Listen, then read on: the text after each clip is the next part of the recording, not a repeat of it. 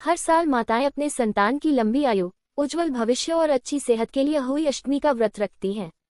अहोई अष्टमी के दिन माताएं अपने संतान की कुशलता की कामना के लिए निर्जला उपवास रखती हैं। साथ ही अहोई माता की पूजा अर्चना करती हैं।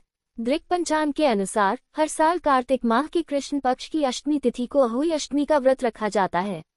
इस बार 13 अक्टूबर 2025 वार सोमवार को अहोई अष्टमी का व्रत रखा जाएगा। अहोई अष्टमी के दिन अहोई माता की पूजा के दौरान अहोई अष्टमी की कथा सुननी या पढ़नी भी जरूरी होती है। इसके बिना पूजा को अधूरा माना जाता है। आइए अब जानते हैं अहोई अष्टमी के व्रत की सही और पूर्ण कथा के बारे में। पौराणिक कथा के अनुसार प्राचीन काल में एक घने वन के पास छोटा सा गांव स्थित था, जहां एक दयालु साहूकार महिला अपने पति और 7 पुत्रों के साथ रहती थी। कुछ ही दिनों में दिवाली आने वाली थी, इसलिए महिला ने अपने घर में साज सज्जा करने का फैसला किया। घर को लीपने के लिए मिट्टी की जरूरत पड़ी, जिसके लिए महिला खुद वन में गई। वन में महिला की दृष्टि मिट्टी के एक टीले पर पड़ी, जिसे उसने कुदाल की सहायता से खोदना शुरू किया। जैसे ही महिला ने मिट्टी को खोदा तो उससे खून आने लगा। महिला ने मिट्टी को हटा के देखा तो उसे शाही अर्थात कांटेदार मूषक के कुछ बच्चे रक्तरंजित पड़े दिखाई दिए, जिनकी कुछ ही क्षणों में मृत्यु हो गई। इससे महिला घबरा गई और मिट्टी लिए बिना ही घर लौट आई।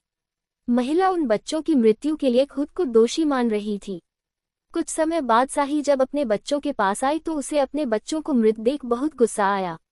क्रोध में शाही ने श्राप दिया कि जिसने भी मेरे बच्चों की हत्या की है, उसे भी मेरे समान घोर कष्ट एवं संतान के वियोग का सामना करना पड़ेगा। शाही के श्राप के प्रभाव से कुछ ही दिनों में महिला के सभी 7 पुत्र कहीं चले गए, जिनकी जानकारी किसी को भी नहीं थी। महिला अपने पुत्रों की याद में हर समय परेशान रहने लगी।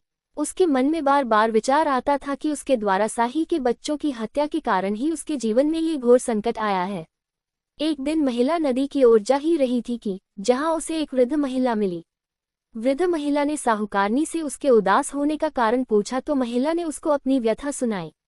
वृद्ध महिला ने साहूकारनी से कहा कि साहूकारनी, यदि तू पूर्ण विधि विधान से देवी अहोई की पूजा, व्रत और गौ सेवा करेगी तथा स्वप्न में भी किसी को नुकसान पहुंचाने का नहीं सोचेगी तो तुझे अवश्य ही अपने पुत्र मिल जाएंगे। दरअसल देवी अहोई देवी पार्वती का ही एक अवतार स्वरूप है, जिन्हें समस्त जीवित प्राणियों की संतानों की रक्षक माना जाता है। इसलिए वृद्ध महिला ने साहूकारनी को देवी अहोई के निमित्त व्रत रखने और पूजा करने का सुझाव दिया। साहूकारनी ने अष्टमी के दिन देवी अहोई की पूजा करने का निर्णय किया। जब अष्टमी का दिन आया तो साहूकारनी ने अहोई माता की पूजा की और निर्जला व्रत रखा। देवी अहोई साहूकारनी की भक्ति से काफी प्रसन्न थी, इसलिए वो उनके समक्ष प्रकट हुई और उनके पुत्रों की दीर्घायु का वरदान दिया। इसके कुछ ही दिनों में साहूकारनी के सभी 7 पुत्र वापस आ गए। इसके बाद से ही अहोई अष्टमी का व्रत रखने की परंपरा का आरंभ हो गया।